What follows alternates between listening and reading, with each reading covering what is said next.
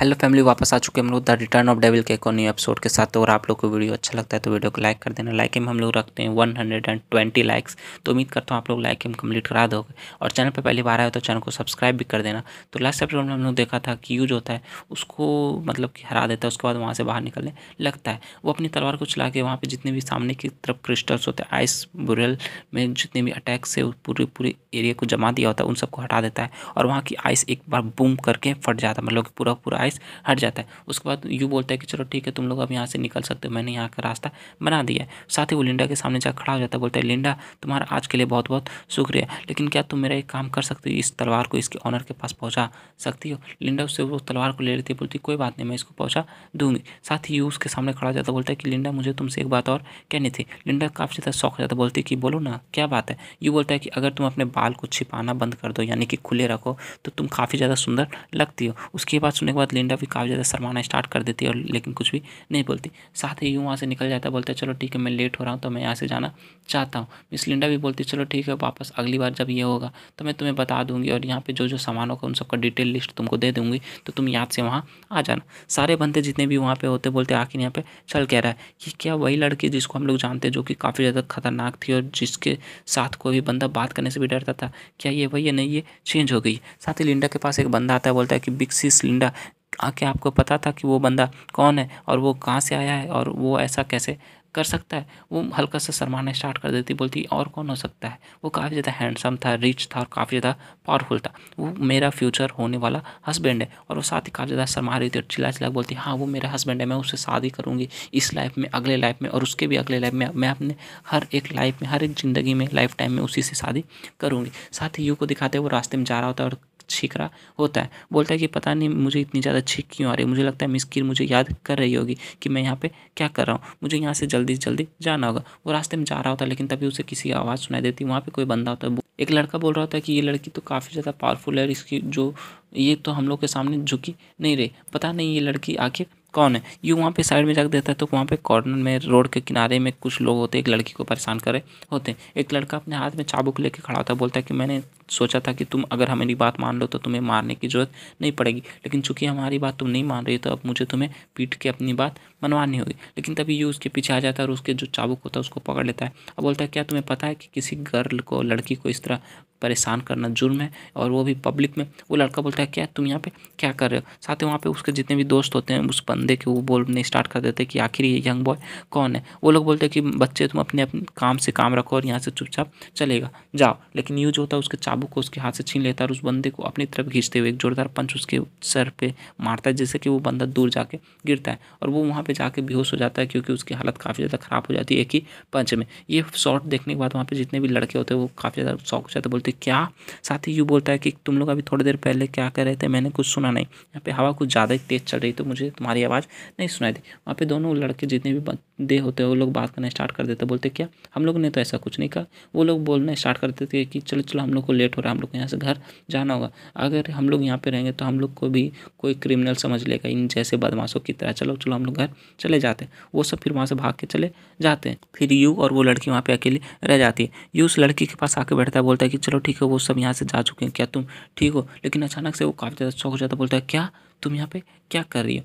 क्योंकि यहाँ पे वो किसी अपनी जान पहचान वाले लड़की से मिल जाता है। फिर हमें नेक्स्ट सीन उसी होटल का दिखाते हैं जहाँ पे मिस्किर और हिल बैठी हुई होती है। मिस्किर बोलती है कि ये तो काफ़ी ज़्यादा लेट हो रहा है, मुझे पता नहीं कि वो लड़का यू अभी तक वहाँ पे से वापस क्यों नहीं आया, क्या वो फिर से किसी परेशानी में फंस गया? चलो हम लोग को वहाँ पे जाके देखना होगा, क्योंकि मुझे नहीं लगता वो वापस आने वाला है। हिल भी बोलती है चलिए मिस जाते हैं, लेकिन तभी वो जैसे वो दरवाजे के पास जाते हैं और दरवाज़ा खोलती है मिस्किर, वो सामने देखती है तो सामने यू और एबिगुल होती है, मतलब वो जो लड़की जिससे कि यू उस समय मिला था वो एबिगुल होती है। वो बोलती है कि एबिगुल तुम यहाँ अभी वहाँ पे दिखाते हैं, वो लोग नाश्ता रात का जो भी डिनर विनर होता है वो सब करते हैं और फिर एबिगुल से बात कर रहे होते हैं। एबिगुल बताती है कि आयशा जो अचानक से गायब हो गई, लेकिन मैं अगर आपको क्लियरली ये बताऊं कि उसने मुझे ये कहा था कि वो अब जाके घर से ही अपनी आगे के स्टडीज़ कंटिन्यू करेगी, लेकिन उस समय के बाद मुझे उससे कोई भी कांटेक्ट नहीं मिला, पता नहीं वो यहाँ अचानक से कहाँ चला गई। इसलिए मुझे लगता है कि उसको किसी न किसी टाइप का प्रॉब्लम फेस करना पड़ रहा होगा, इसलिए मैं यहाँ पे आई ताकि मिस्किर और यू से मिल के उस आयशा यानी मेरी फ्रेंड आयशा को ढूंढने में मदद हो सके। मिस्किर उससे पूछती है क्या तुम्हें कुछ ऐसा अजीब फील हुआ जब वो स्कूल को छोड़ रही थी। बोलती कि हाँ, मैं जब वो स्कूल को छोड़ रही थी तो मुझे ऐसा लगा कि वो काफ़ी ज़्यादा सैड थी और वो किसी को याद कर रही थी। वहाँ पे दिखाते हैं फिर नेक्स्ट सीन, नेक्स्ट अगले दिन का दिखाते हैं, वहाँ पे घोड़ा गाड़ी आ जाता है और यूज होता है मिस्किर को बोल रहा था कि मिस्किर ये मैंने ये मेडिसिन तैयार किया, अगर आप इसको पी लो तो आपकी जो रिकवरी है वो काफ़ी ज़्यादा फास्ट हो जाएगी। भले इससे आपका जो एनर्जी था, पावर था, वो अचानक से वापस नहीं आएगा, लेकिन इससे आपका जो रेट ऑफ रिकवरी है वो काफ़ी ज़्यादा बढ़ जाएगी। मिस्किर बोलती है चलो ठीक है, लेकिन फिर मुझे काफ़ी ज़्यादा बुरा लग रहा है, अगर मिस्टर आसमान उतने बुरे नहीं होते और वो अभी जिंदा होते तो मैं तुम्हारे साथ जाकर तुम्हारी हेल्प कर सकती, पर अब मुझे स्कूल वापस जाना होगा। लेकिन फिर भी क्या तुम श्योर हो कि तुम बिगुल को भी अपने साथ ले जाना चाहते हो? यू बोलता है क्यों, इसमें कोई गलत बात है क्या? मिस्किर बोलती नहीं ऐसी कोई बात नहीं, लेकिन फिर भी अगर करंट सिचुएशन को देखा जाए तो मुझे लगता है कि ये जो बिगुल है इसका भी रिलेशन किसी ना किसी बड़े फैमिली से है, तो हो सकता है तुम आगे चल के किसी बड़े प्रॉब्लम में फंस सकते हो।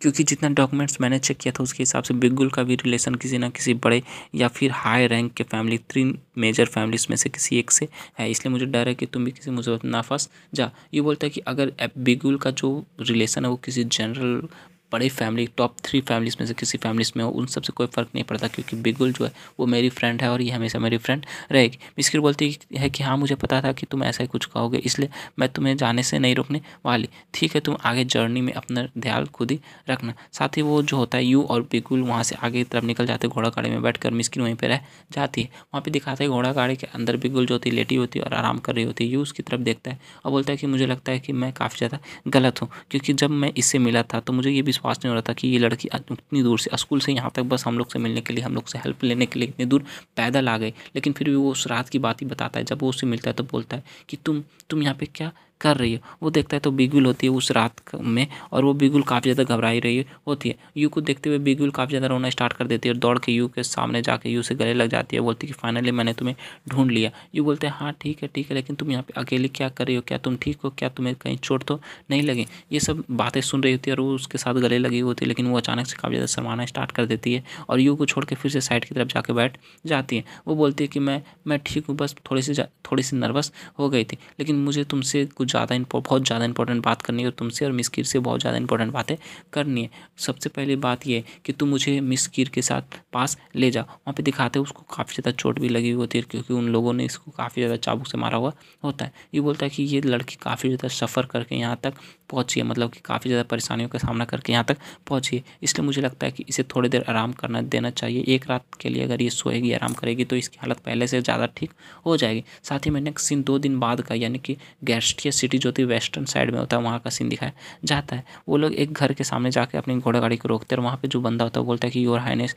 यही है वो लॉरेंस हाउस, लॉरेंस मेंशन जिसके अपने बात की थी। वो लोग उस लॉरेंस हाउस के गेट के पास पहुँच जाते हैं। वहाँ पे दिखाते हैं वो पूरी के पूरे घर की हालत काफ़ी ज़्यादा ख़राब हो जाती है, जैसे कि वहाँ पे कोई रहता ही नहीं और वो कोई भूत बंगला हो। बिगुल बोलती है कि ये लॉरेंस मेंशन है, क्या तुमने कहीं गलत जगह पे तो हम लोग को नहीं पहुंचा दिया ना? वो बंदा बोलता है नहीं ऐसी बात नहीं है, यही वो लॉरेंस मेंशन है जिसकी बात आप लोग कर रहे थे। एक्चुअली बात ऐसा है कि पूरी की पूरी जो लॉरेंस फैमिली है जहाँ यहाँ पे रहा करती थी, वो कुछ सालों पहले यहाँ से अचानक चले गए और वो लोग का अभी कहाँ रहते हैं ये किसी को भी नहीं पता। साथ ही यूज और एबिगुल होती है उस पूरे के पूरे घर को ढूंढना स्टार्ट कर देते। एबिगुल बोलती है कि मुझे नहीं पता कि मैं यहाँ से क्या कर रही हूँ, यहाँ पे मैंने पूरे के पूरे ऊपर ढूंढा, नीचे ढूंढा, आगे ढूंढा, पीछे ढूंढा, चारों तरफ ढूंढ लिया, लेकिन फिर भी मुझे नहीं लगता है कि यहाँ पे कोई लंबे समय से रह रहा था। पर आयशा का जो फैमिली एड्रेस था वो तो यही जगह था ना, तो अचानक से वो सब कहाँ चले गए? लेकिन वो साइड में देखती बोलती कि वहाँ पे देखो वो क्या है। वहाँ पे दिखाते एक पेंटिंग होती है जो कि कपड़े से ढका हुआ होता है। वहाँ पे उस कपड़े को वो हटाती है और फिर बोलती है